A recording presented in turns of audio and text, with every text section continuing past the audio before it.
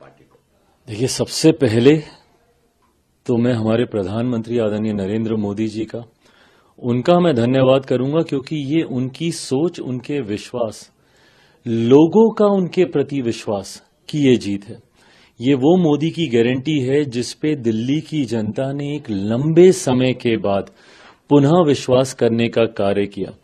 और इसका कारण भी है जिस तरीके से प्रधानमंत्री जी के नेतृत्व में पिछले 10 सालों में देश ने नई ऊंचाइयां हासिल की। गठबंधन का सहयोगी होने के नाते मैं भी कई जगहों पर प्रचार के लिए हम लोग गए, और उस वक्त भी मैंने इन्हीं बातों को कहा था कि जहां एक तरफ देश नई ऊंचाइयां हासिल कर रहा है, तो वहीं दिल्ली की हालत बद से बदतर होती जा रही है। ऐसे में मुझे लगता है लोगों के लिए वो चयन करना कठिन नहीं था। एक तरफ विकास का मॉडल था, दूसरी तरफ विनाश का मॉडल था। एक तरफ बढ़ता देश था, दूसरी तरफ दिल्ली जो कि बद से बदहाल होती जा रही थी। लोगों के बीच ये चुनाव करना आसान था और दिल्ली की जनता ने ये चुनाव किया। एक बड़ी आबादी दिल्ली में बिहार, यूपी से आने वाले लोगों की है। हम लोगों ने अपने अपने राज्यों में देखा है कि किस तरीके से डबल इंजन की सरकार का लाभ मिलता है।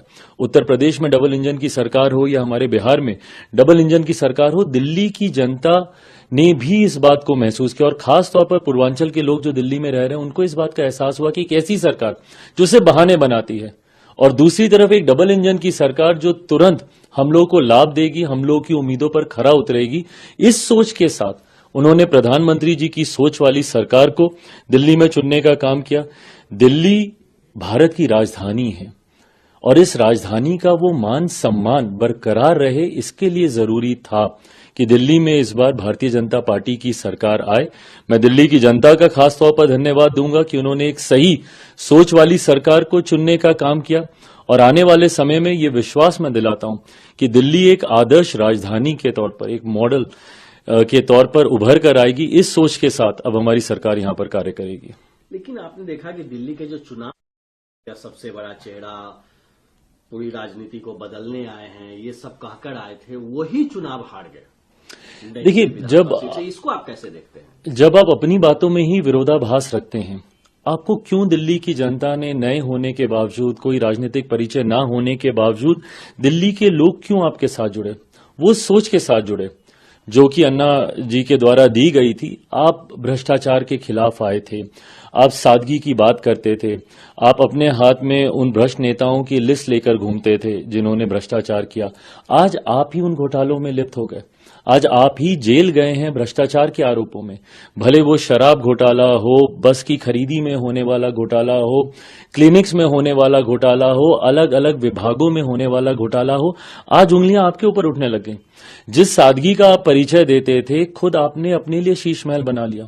दिल्ली में वही शीला दीक्षित जी उस वक्त होती थी जिनके आप एसी तक गिनने का काम करते थे, और आज आपने अपने लिए किस तरीके का शीश महल खड़ा किया, किस तरीके का आपने सिक्योरिटी कवर लिया, गाड़ियों के काफिले के साथ आप घूमने लग गए। कीजिए, दिक्कत नहीं थी, बट आपने कसम खाई थी कि मैं ये सब नहीं करूंगा, 2 कमरे के ही मकान में रहूंगा। आपने तो विचारधारा तक से समझौता कर लिया। सबसे ज्यादा भ्रष्ट नेताओं की लिस्ट जिस पार्टी से थी वो कांग्रेस थी, उसके साथ आपने समझौता करके सरकार तक बना ली और गठबंधन में भी आ गए, और राष्ट्रीय स्तर पर एक साथ मंच साझा करते हुए इंडी अलायंस की आपने घोषणा कर दी। इन तमाम बातों का विरोधाभास जनता को समझ में आया, और उनको समझ में आया कि ये सिर्फ झूठ बोलने वाले, बहाने बनाने वाले भ्रष्ट नेताओं की एक टोली है जो पिछले 10 साल से दिल्ली को बर्बाद कर रही है। इसीलिए ये कोई सामान्य बात नहीं है कि कोई इतने लंबे समय तक एक प्रदेश का मुख्यमंत्री रहा हो और वो खुद तक चुनाव हार जाए। वो खुद तक चुनाव हार गए, इससे ज्यादा जनता का जनादेश और क्या होगा। अमर उजाला जीवांजलि के सारथी की मदद लें और महाकुंभ में स्नान जरूर करें।